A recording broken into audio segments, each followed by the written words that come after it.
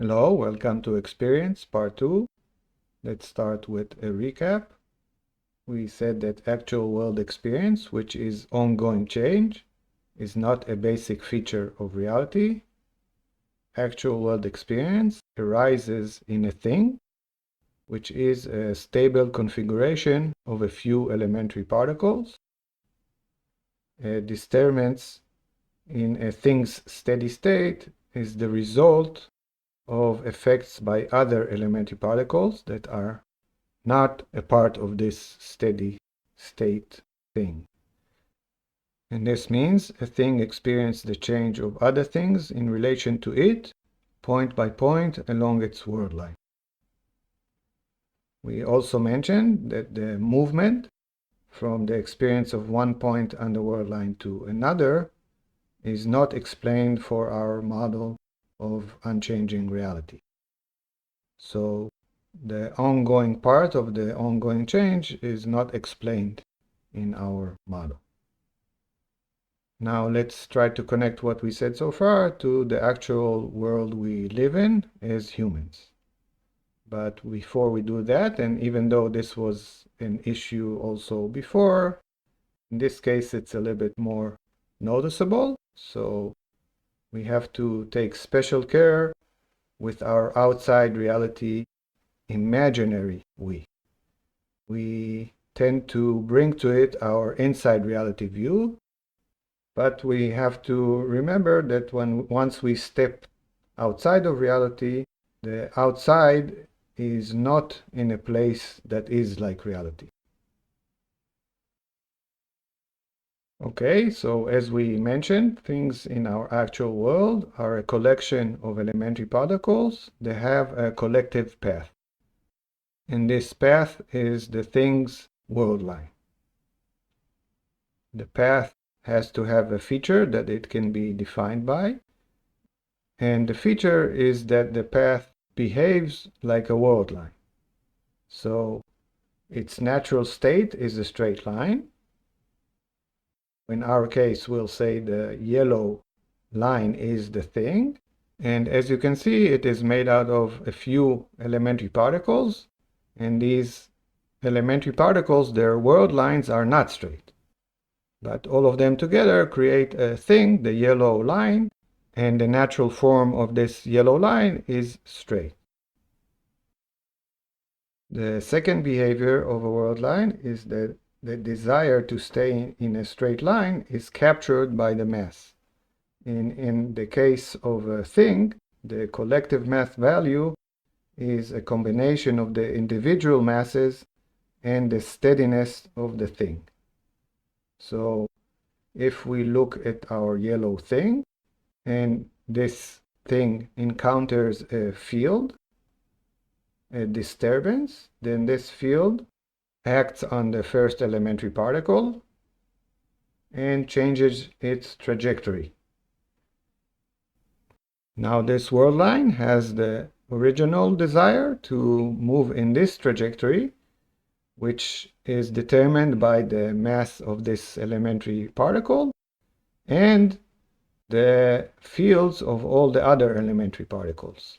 So they also play a part in how much this elementary particle wants to stay in this trajectory over here. But because of this disturbance, the trajectory changes. And then because of this trajectory change, it ripples to the next elementary particle and it changes the trajectory.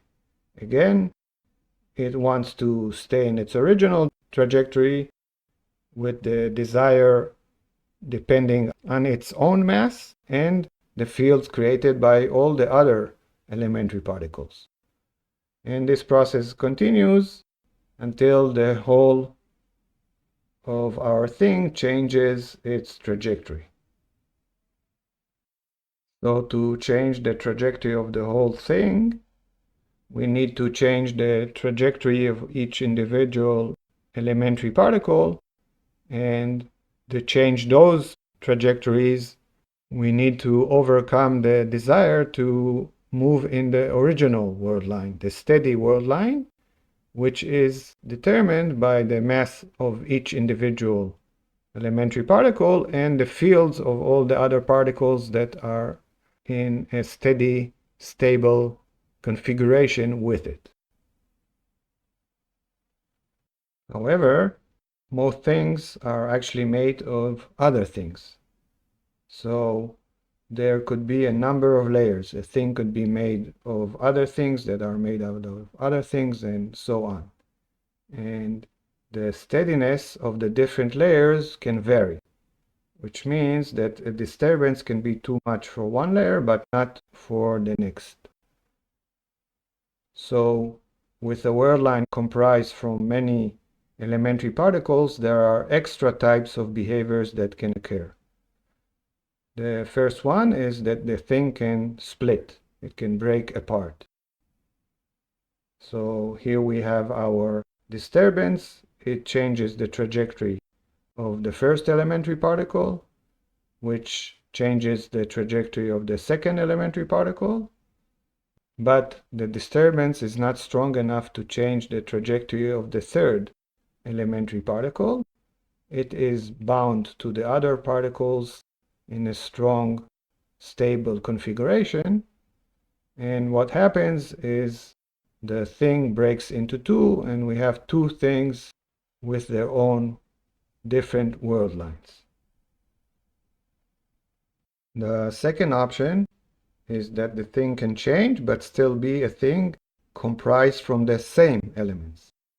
And within these options, again, we have two options. The first one is it can go to a different steady state that is as steady as the first one, and we call that deformation. So we have our disturbance. It changes the trajectory of the first elementary particle, which changes the trajectory of the second elementary particle. And these trajectories together create a steady, stable thing of itself. So what we have in the end is one thing changing into a different thing. The second option of our second option is that the thing goes to a different steady state that is not as steady as the first one. And this means it will go back to its original state without too much provocation. And if we look at this whole process, we can think of it as the disturbance bouncing back from the thing. So here we have our thing. We have a disturbance. It affects this first elementary particle, changes its trajectory. And this new trajectory, combined with all the original trajectories, is a steady state. But the first original trajectory is more stable. So any small disturbance in this trajectory over here will bounce us back to the original trajectory, which is more stable. And once this bounce back happens, then the field created by this elementary particle changes from originating along this trajectory to the original trajectory. And if we look at this whole process, it is if this disturbance hits the thing and then bounces back. Another thing to notice about things compared to elementary particles is that the discernible path, the world line of the thing, does not need to continue throughout reality. So except for elementary particles, the paths of things are not infinite. And as a side note, an elementary particle world line is infinite only in our context of classical reality and special relativity. So let's take an example from our actual world, and here we have an apple, which is a thing, and it has its world line, which is different to the ground, which has its world line. But the apple can rot away and become part of the ground, and we can no longer discern the apple from the ground. So the world line of the apple ceases to exist. And if we look to our two-dimensional model, then we have to take 2 dimensions away. And the way to do it is first we take a slice in one direction, the vertical direction in our case, and this will take 1 dimension away. Notice that I didn't slice the ground, but imagine the ground also being sliced in the vertical direction. And then we need to take 1 more dimension away. We slice in another direction, in this case a horizontal one. And I took this slice in a particular place where we have part of the apple, the red line, and part of the ground, the black line. So when we move to our model, we can see that the apple is the red horizontal line and the ground is the black horizontal line. So this red thick line is the world line of the apple. And as you can see, it ends at a certain point. And from here on, we cannot discern it from the world lines of the ground.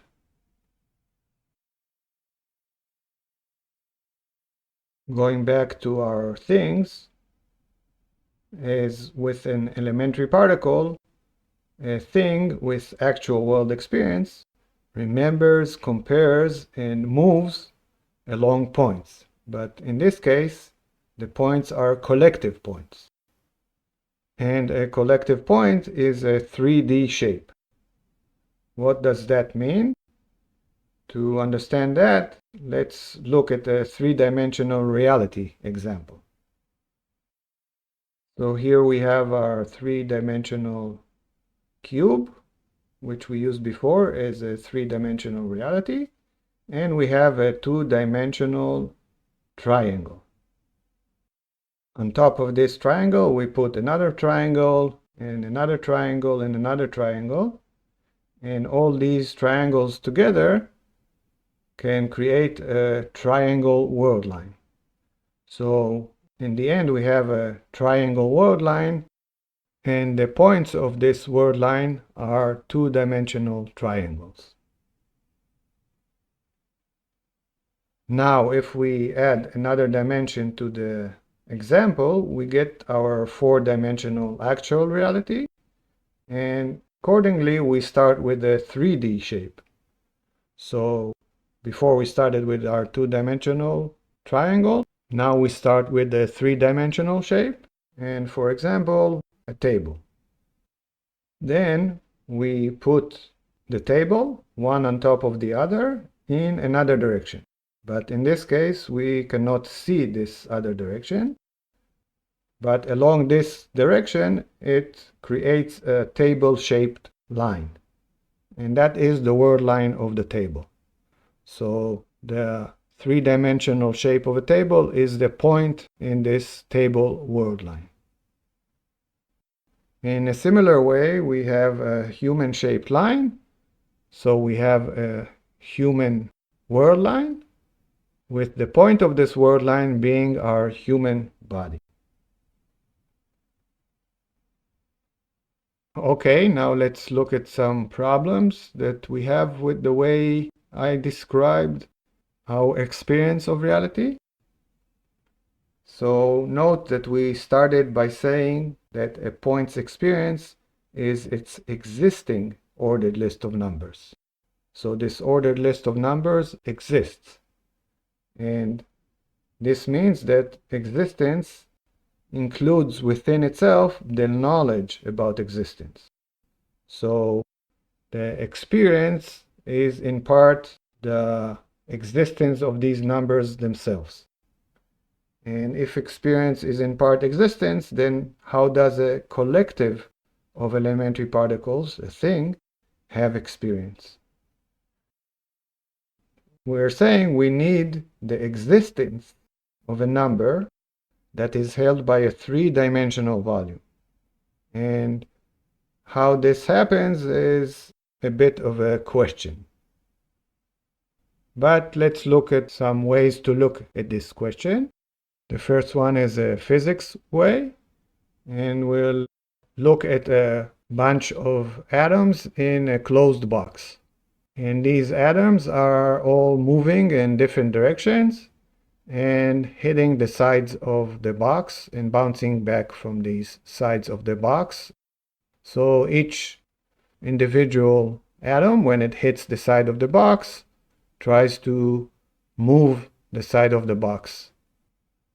However, we learned that we can look also at the totality of all these atoms, and in that case, this feature of each individual atom can be captured by the term pressure, and we can give a specific number to the pressure all these atoms together create on the side of the box.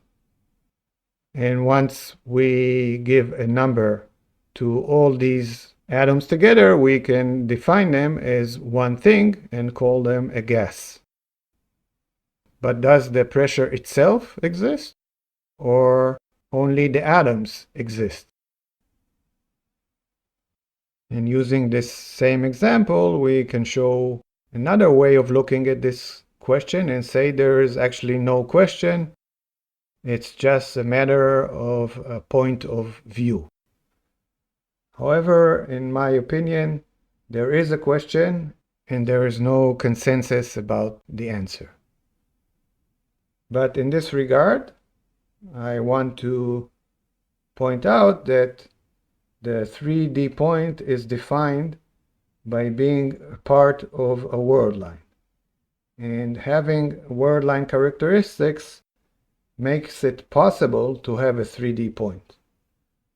So because we said that there is a worldline, we can look at this 3D shape as a point. Now, a worldline is something that has behavior, so we can look at it as having ongoing change. There is a way to look at the worldline, and in this certain perspective, it has ongoing change, which in my opinion means that the solution, whatever it is, to how many elementary particles exist as one thing, is most likely connected or even maybe solves the movement problem too. So the way that many elementary particles come to be one thing that has a worldline, which in a certain perspective we can say has ongoing change, connects the mechanism of becoming one thing with the mechanism of ongoing change. But back to our question, let's make it a little bit more precise. What we're asking is how a feeling of a collective existence can be created and how this feeling moves along a worldline. And it is similar to the fact of existence itself. There is no real conceptual way of explaining existence itself. And because of that, we take it as a starting point. We say things just exist. Reality exists. That's where the questions stop. However, as we mentioned, in the case of experience, it seems to be created. So taking it as a fact, as a starting point, does not seem to be an option. And in this regard, I want you to note that if we have something that has actual world experience, it can attribute it to all other things. So we don't need everything to have actual world experience of ongoing change. It could be that this is just a property of our brain, and once we see reality in this perspective, then everything in this reality behaves in this way. Now, if we want to get really philosophical, then it's worth mentioning that the reality described was conceived under the assumption of behavior. So the concept of attributes existing is born from the idea that if they do exist, we can explain our actual world experience. And this means that if we are successful in explaining our experience, then the attributes themselves actually exist. But this puts us in a circular argument for how experience is created. We need to explain with attributes that exist if experience exists, how experience exists. So what we're saying over here is that the idea of attributes makes sense in a world that has a behavior. And if we look to quantum mechanics, the behavior is from a different type. The attribute is born to explain the likelihood of a number of behaviors.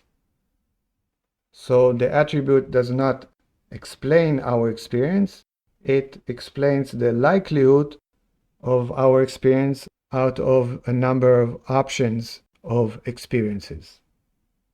And indeed, in this light, many physicists doubt the existence of attributes themselves. So in quantum mechanics, there is an ongoing debate if the attributes themselves actually exist, or does something else exist. In any case, in my opinion, how actual world experience exists and is created remains an open question. And this is a good time to point out that the discussion I presented is just my naive thoughts. I am no expert in the relevant subjects. However, the important insight is that because we, as humans, possess some abilities, we tend to take them for granted, when we actually should look at them carefully. So we have to notice that the knowledge about reality is from the information we have. We have to think, how does information get to us? And we said this happens along information tracks. We need to think where this information sits. And we said it sits in the numbers that are connected to a field. And we need to understand how do we deconstruct the information to learn about reality and interpret it to build a picture of reality. And we said that happens with the mechanism of actual world experience. So in these last two videos, we explored the experience of reality and tried to get a sense of how it can happen and what philosophical challenges it brings to the table. However, for our purposes, the main things to remember are the following. Actual world experience, which is ongoing change, is not a feature of the described reality. Actual world experience in the described reality is made out of the following things: the feeling of existing at one point of your world line, knowing the numbers of the other points below you on the world line, the ability to compare, and moving the feeling of existence up along the points of the world line, which gives us the ongoing part of the ongoing change in actual world experience. So going forward, this is the main thing to remember: how actual world experience looks in our described reality. Okay, with this we end the second step of our roadmap.